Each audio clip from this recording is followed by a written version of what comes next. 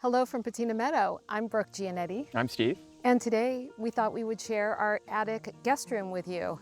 Steve, do you want to talk about where the guest room is located? It's next to the cabin and above the garage, so that's why we call it the attic. It's kind of in a little pitched roof piece, and it's inspired by Cotswold cottages that we visited. This whole structure, the garage and the attic, are new, although they look old. It was inspired by our travels to the Cotswolds. I always loved those little kind of quirky rooms that we would stay in when we were visiting that area in England. It's one of our favorite places to visit.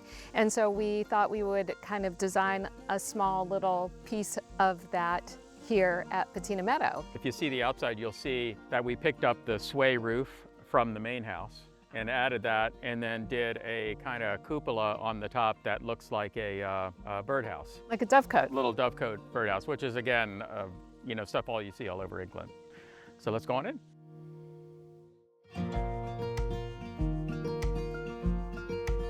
So the location of our little attic apartment is also located so that our guests can have a beautiful view of our animals and the barn. So we created this little seating area on this porch outside of the attic space, just to get a feel of what it's like for us to live so close with our animals. We made these kind of rustic pickets, and they look like hand wrought iron. So I'm trying to get something that feels like it had been here forever. And then we just used old lumber for all the rest of it, and then built this thing out of old barn wood.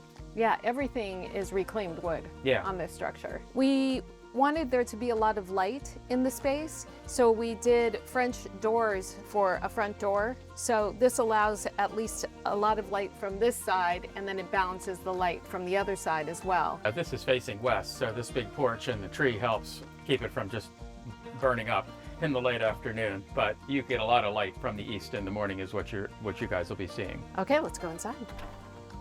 Come on in.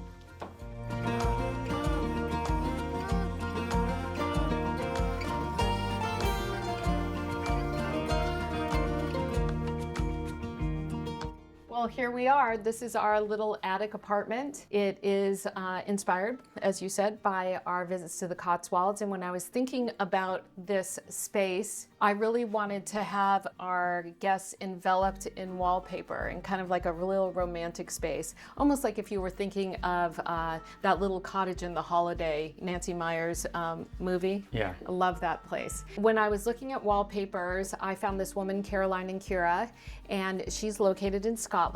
Her wallpapers, they're historically based, so they feel kind of real, and they feel very English and Scottish and that kind of vibe. I found this, actually it was... This was a fabric, right? It was a fabric. Yeah. It was a fabric. That wasn't aged. No, it wasn't aged, that's right.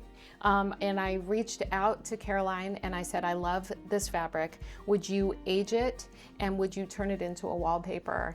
And she's so lovely. She said yes. And so we wallpapered everything, the ceilings, the walls, even the doors to all the closets became like little secret doors because they are also wallpapered as well. And then we used tiny little knobs from Devol, that is also from England. And then I used her check fabric as draperies. Steve and I tend to love old furniture pieces. It's our idea of reclaiming. All the chairs are old Swedish chairs, and even the sofa, the little love seat, is something we found in an antique shop. It's really sweet, and I love the kind of color and texture. It's really lovely. And then the structure of this thing is traditionally framed, but then we put these hand-hewn beams inside to kind of make it feel like those old places. I used these bookshelves in these little niches, but the trick is to make these things feel old. I wanted to get the ceilings kind of real low at the edges. So here it's, 5.5 feet, 6 feet at this line. And we created these bookshelves in the depth of the wall. And then I created this, like an old fireplace nook with a gas stove tucked inside of it. It's just framed, but with the cool old stone that we have. And then there's a little stone hearth in here. But I think it gives it, a real presence.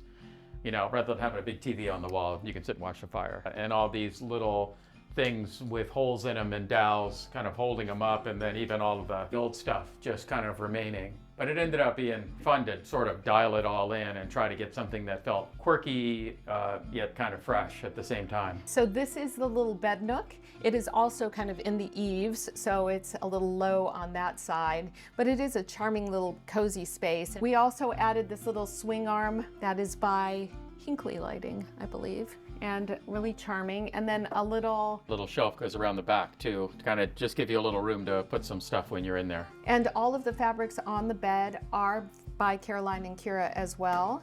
And then some are vintage fabrics too. The paint color is the same as that Portola Raffia color also. I love this little detail, how they covered even the little light switch plates in the fabric too. And then when we walk over here, we also wanted our guests to have a little kitchenette so that when they wake up in the morning, they could just kind of make themselves a little pot of coffee or a little kind of breakfast. Everything is kind of behind panels. So this is a refrigerator under here for them. All the unlacquered brass hardware is from DeVol. The faucets here and in the bathroom are from Water Monopoly, which is an English company, and they're all in their unlacquered brass as well. Tiles are Moroccan Zalige tiles from Zia Tile. And we put these windows that are kind of too big, which makes them nice. Cafe curtains, they give you privacy,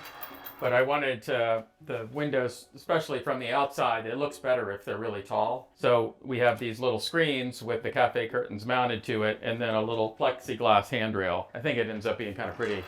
And then you get that great view. Yeah, this is another fabric from Caroline and Kira, as well as under the sink. And I believe we used it in the bathroom under the sink as well. And especially with a space like this that's so small, it's nice to not have everything kind of be so broken up.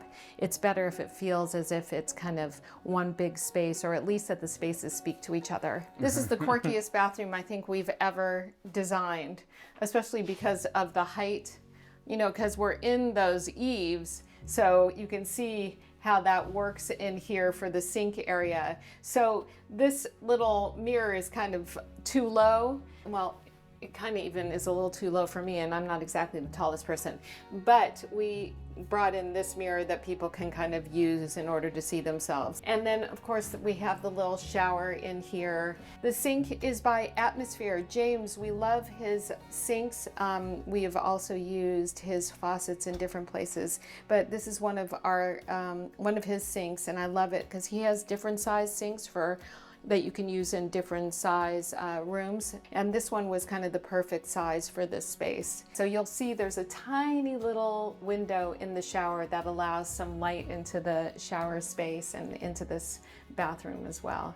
And then in this space, in the seating area, very cozy, come sit. These are also Caroline and Kira fabrics on the pillows. This is a mohair on the sofa. It came this way. I loved the color green, and it actually ended up working perfectly. We found this in an antique shop. We didn't know where we were going to put it, and it ended up working. Yeah, it just seemed like a very cool thing. It was just really a neat little sofa, good proportions. And it feels like a little English sofa. Yeah, it's a little too small. Yes, and then we just used a vintage basket, a pair of Swedish chairs, and a basket full of wood, although it isn't a wood-burning fireplace, but... Don't tell anybody. But it's just the vibe. It's okay. Oh, and the chandelier. Actually, we repurposed the chandelier. Some of you may have remembered it from our house. It was in our bedroom at Patina Farm. Yeah. And I love it so much, I actually took it with us. Yeah, but the finish is great on it. It has a really cool vibe. Yeah, it's beautiful. Again, like most of the spaces here at Patina Meadow and all the spaces we kind of create for ourselves, we don't have any canned recessed lighting. It's just a kind of a harsh way to light a room. So in here, everything is either wall mounted or a chandelier or... The little nook, the little lights inside the nooks. Yes, little table lamps and floor lamps, kind of just more of a mood lighting. Yeah, just trying to create this cozy little space. It's nice up here. We got to stay up here more. I know, we should. Whenever we come We up should here. go on vacation at Yeah, our we'll go own vacation. home. We hope you enjoyed your visit here at our attic apartment at Patina Meadow. If you have any other questions, you can leave them in the comment section down below. I guess it's down below here somewhere. Otherwise, you can also find out more information about us on our website, patinahomeandgarden.com. You can also see we've written several books that This are available there. apartment is in the latest book. Yes, it is. This apartment is in the latest book, Patina Homes and Gardens, and that's also available on our website. And until next time, goodbye from Patina Meadow. Goodbye.